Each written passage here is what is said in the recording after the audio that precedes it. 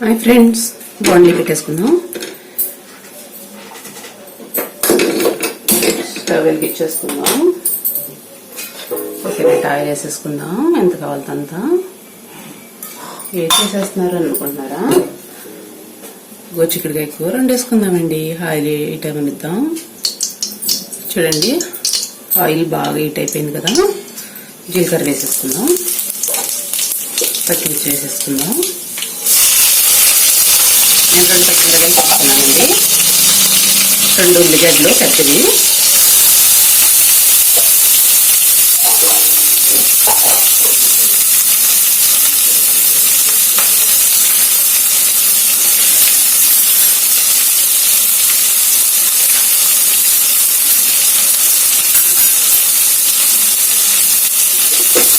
బాగా కలర్ వచ్చేదాకా వేసేసుకోండి.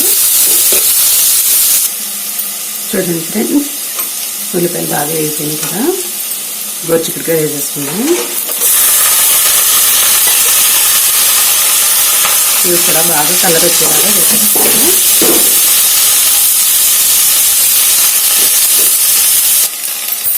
చూడండి ఫ్రెండ్స్, ఎర్రగా వేగిపోయింది కదా, కలర్ బాగా వచ్చేసినాయి కదా.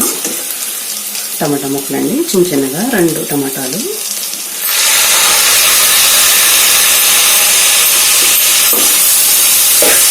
ఇవి కూడా అన్నీ బాగా వేసేసుకున్నాం.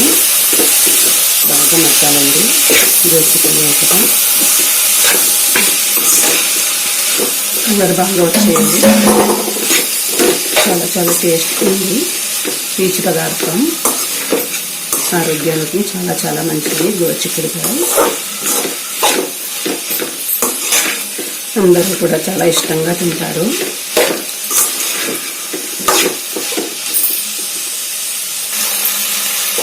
దాని ఫ్రెండ్స్ బాగా కుక్ అయిపోయింది కదా. పసుపు 1/2 స్పూన్, కారం 1 స్పూన్ వేసి సగం వేస్తున్నాను నేను.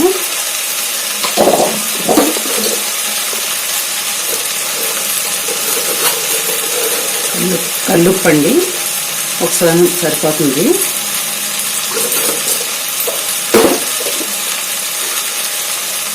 అల్లం వెల్లుల్లి అన్ని మసాలాలండి. కొబ్బరి, మెయిన్ కొబ్బరి అండి. వేసేసుకుందాం. అన్నీ ఇలా వేసేసుకుందాం కలర్ వచ్చేదాకా. కొంచెం మగ్గాలండి. కారం వేసిన తర్వాత ఎక్కువ అవసరం లేదు. కొబ్బరి కూడా కొంచెం వేగిపోతే టేస్టీగా ఉంటుంది.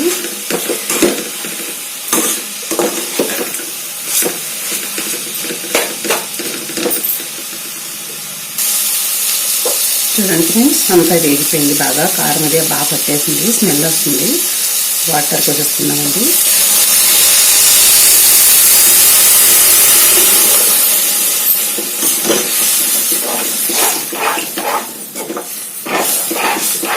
చూడండి, బాగా కలిపేసుకుని మూత పెట్టేసుకుందాం.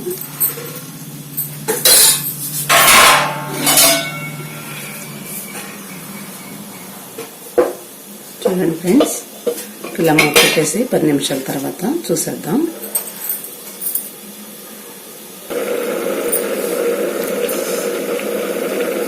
ఉడికింది లేని చూసేద్దాం ఫ్రెండ్స్. ఉడికిపోయింది కదా. పొయ్యి కట్టేసుకుందామండి. చూడండి, కడిగేసిన కొత్తిమీర నీట్గా కడిగేసుకోవాలండి. ఇసుకది ఉంటుంది కదా. రెడీ అయిపోయింది. టమాటా వేసాం కదా, కొంచెం పలసగా ఉండాలండి. చూడండి, ఈ మాత్రం ఉంటే చాలండి. కరెక్ట్గా సరిపోతుంది. చల్లారేటప్పటికి. సరే ఫ్రెండ్స్, నా వీడియో నచ్చితే కనుక లైక్ చేయండి, షేర్ చేయండి, కామెంట్ పెట్టండి. ఎలా ఉన్నది ఏంటి అని. తప్పు రైట్ ఉంటే సరి చేసుకుంటా. Bye bye friends.